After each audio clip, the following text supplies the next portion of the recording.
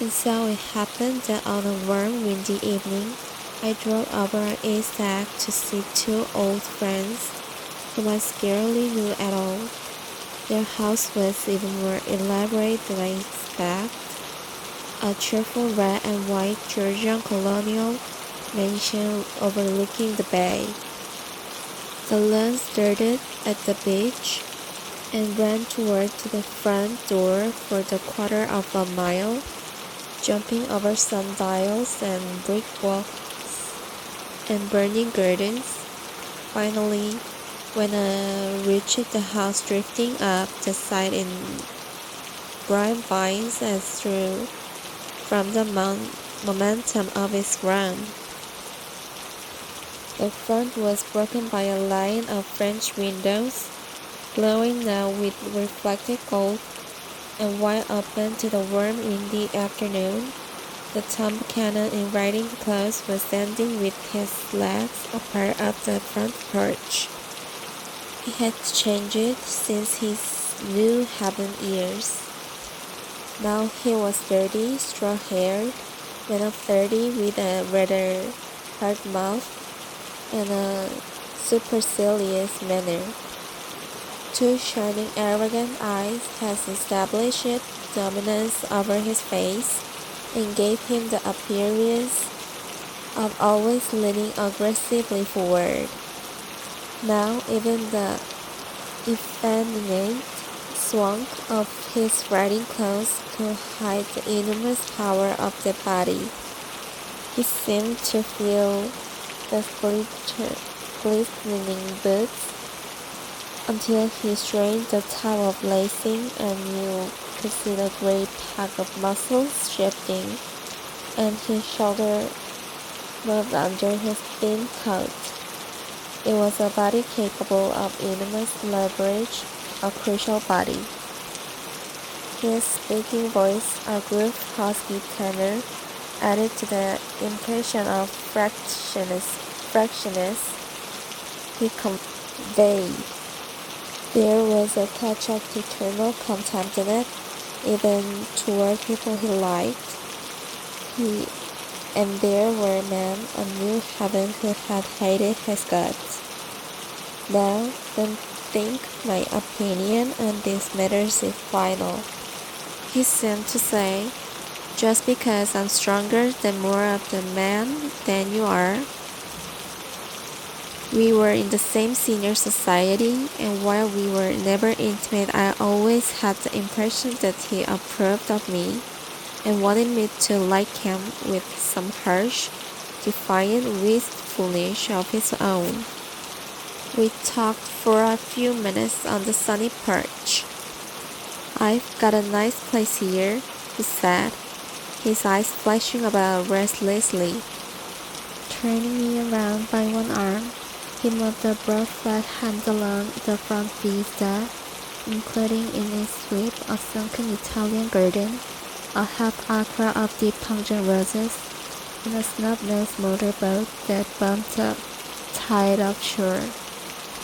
It belonged to the oil man. He turned me around again, politely and abruptly. We'll go inside. We walked through a high hallway into a bright rosy-colored space, gradually bound into a house by French windows at either end. The windows were azure and gleaming white against the fresh grass outside that seemed to grow a little way into the house. A breeze blew through the room, blue curtains in at one end, and out the other, pale flags twisting them up toward the frosty wedding cake of the ceiling, and then rippled over the wine-colored rug, making a shadow on it as window does on the sea. The only completely stationary object in the room was an enormous couch on which two young men were propped up as through upon a untoward balloon. They were both in white and their dresses were rippling and fluttering as if they just been blown back and after a short light around the house, I must have stood for a few moments listening to the whip and snap of the curtains and the groan of the picture on the wall. Then there was a boom as Tom Buchanan shut the rear windows, and the cold wind died out about the room, and the curtains and the rugs or two young women ballooned slowly to the floor. The young of the two was a stranger to me. She was extended length with her, end of the divan, completely motionless and with her chin raised a little as if she were balancing something on it, which was quite likely to fall. If she saw me out of the corner of her eyes, she gave no hint of it. Indeed, I was almost surprised into murmuring an apology for having disturbed her by coming in. The other girl, Daisy, made an attempt to rise. She leaned slightly forward with a conscious expression, then she laughed, unobserved, charmingly laughed, and I laughed too, and came forward into the room. I'm paralyzed with happiness. She laughed again, as if she said something very witty, and held my hand for a moment, looking up into my face, promising there was no one in the world she so much wanted to see. There was a way she had. She hinted in a murmur that the surname of the balancing girl was Baker. I've heard it say that Daisy's murmur was only to make people lean toward her, an irrelevant criticism that made it no less charming. At any rate, Miss Baker's lips fluttered. She nodded at me almost imperceptibly, and then quickly tipped her head back again. The object she was balancing had obviously tottered a little, and given her something of a fright. Again a sordid apology arose to my lips. Almost any exhibition of complete self-sufficiency draws a stunned tribute from me.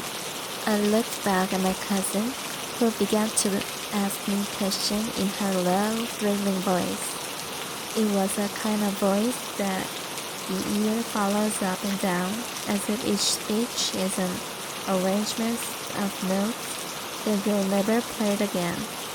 Her face was sad and lovely, with a bright things in it, bright eyes and a bright passionate mouth. But there was an excitement in her voice the man who had cared for her found difficult to forget. A singing composure, a whispered listen, a promise that she had done gay, exciting things just a while since that they were gay, exciting things hovering in the next hour. I told her how I had stopped off in Chicago for a day on my way east, and how a dozen people had sent their love through me. "Do you miss me?"